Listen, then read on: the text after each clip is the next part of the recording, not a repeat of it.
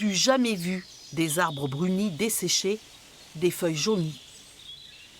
Ici, dans la forêt de Moulières, peuplée de chênes et de pins sylvestres, environ 1000 arbres sont affaiblis ou dépérissent. Sébastien Allot est inquiet. Les géniteurs, enfin les gros arbres, bien voilà, ça les fatigue d'année en année. Alors il y a des moments où ils vont stopper leur croissance, voilà, c'est une espèce qui est capable de s'adapter, mais c'est pas tant l'intensité qui est le plus préjudiciable, c'est le renouvellement justement de ces épisodes caniculaires. Donc au fur et à mesure, les plus faibles disparaissent et meurent. Même ces petites pousses directement semées par les arbres eux-mêmes n'ont pas résisté, elles sont grillées.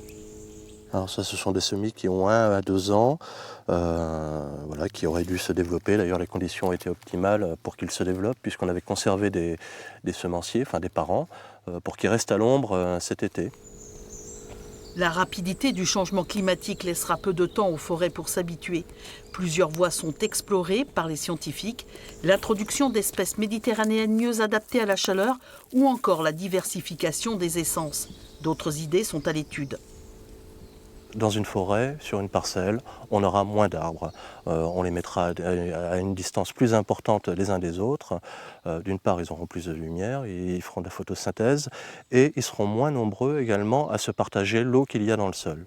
La canicule et la sécheresse auront des conséquences l'année prochaine d'autant plus graves que les épisodes s'enchaînent sans laisser aux arbres le temps de récupérer.